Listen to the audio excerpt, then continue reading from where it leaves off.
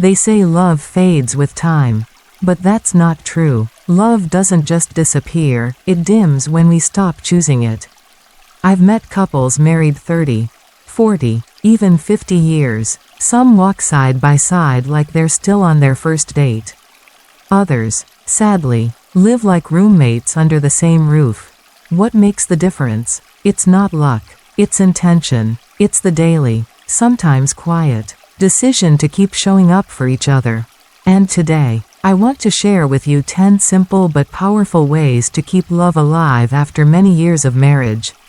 No grand gestures needed, just small, consistent acts of love that build something unbreakable.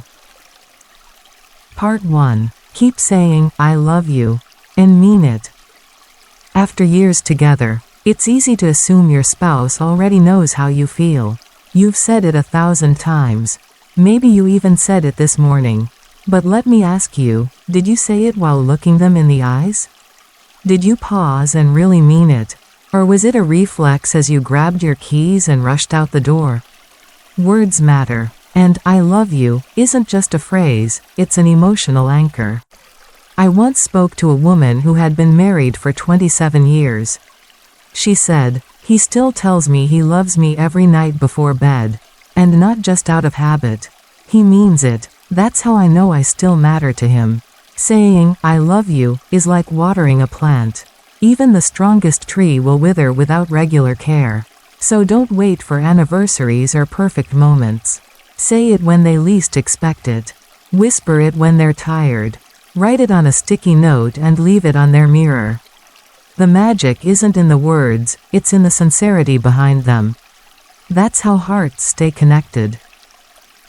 Part 2. Talk about the small stuff, not just the big things. We often think meaningful communication in marriage means talking about deep topics, money, parenting, goals, and yes, those are important. But the real glue is found in the small, everyday conversations. What made you laugh today? What weird dream did you have last night? What show made you cry? These little details might seem trivial, but they create intimacy. I met a couple who had been together 35 years. When I asked them their secret, the husband smiled and said, "We never stopped talking about nothing. That nothing is everything." It's how you stay emotionally close. Don't wait until you're sitting with a therapist to ask, "How are you really doing?" Ask while you're folding laundry together.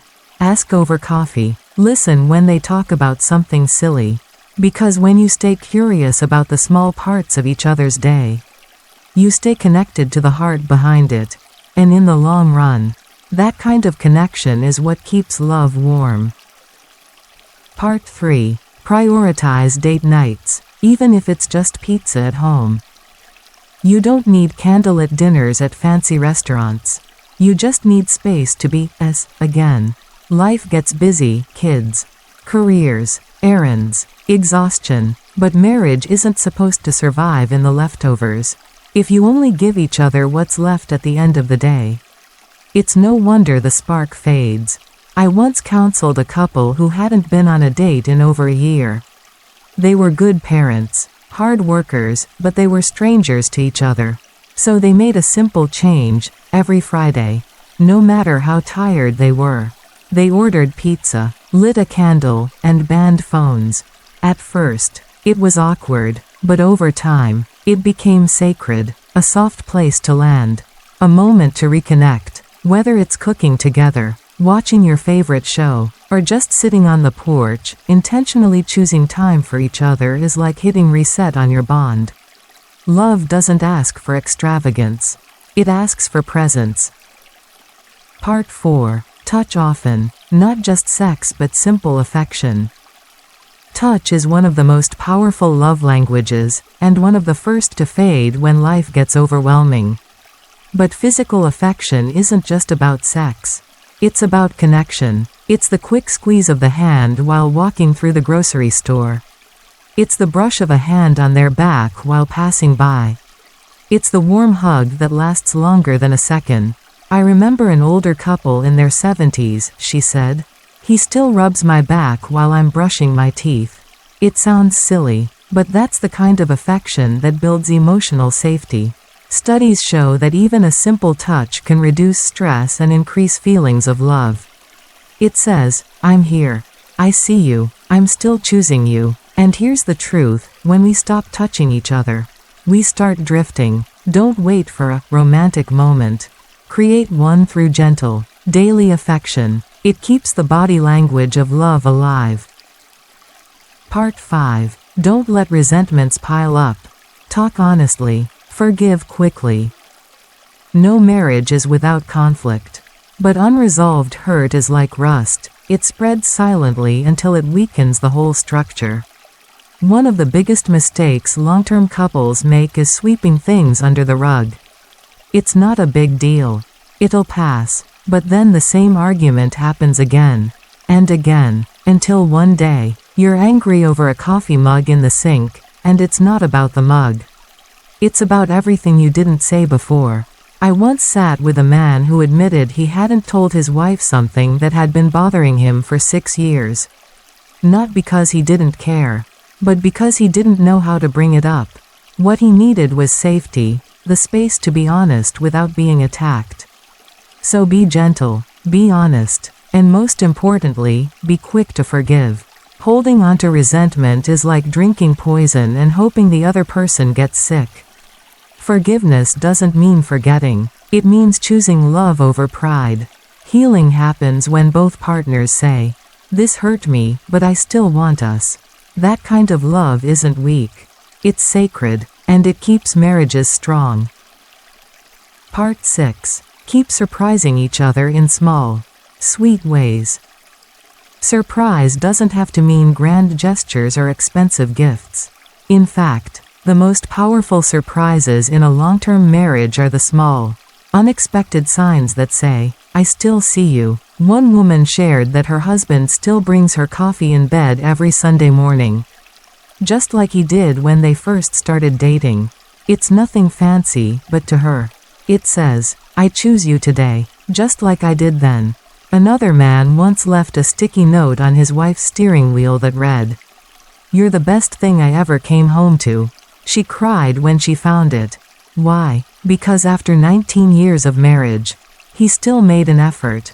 When you've been with someone for a long time, routine can quietly dull the edges of romance. But it only takes a little spark to reignite something beautiful. Try writing a short note. Play their favorite song while making dinner. Pick up that snack they love. Just because. Leave a flower on their pillow. These are the kinds of gestures that whisper, "You matter. I haven't stopped paying attention." And that, more than anything, keeps the flame burning. Part 7. See each other with fresh eyes every day. It's easy to stop truly seeing each other after years together. We fall into roles: spouse, parent, coworker, roommate, and slowly, our partner becomes part of the background. But lasting love requires intentional vision. One man told me that he makes it a point to really look at his wife each morning before he heads to work, not just glance. But pause. He notices her face, her smile, even the way she brushes her hair. "It reminds me that she's not just my wife," he said. "She's still the woman I fell for." It's a powerful thing to see your spouse not just as who they've become, but also as who they've always been, their hopes, their quirks, the childlike joy hidden beneath daily stress. Compliment them, admire them, let your eyes linger. Tell them what you love about them today, not 10 years ago, because love ages, yes, but it also deepens. And when you choose to see your partner with fresh eyes, every day becomes a new chance to fall in love all over again. Part 8. Be teammates, not opponents. Marriage isn't a competition, it's a partnership.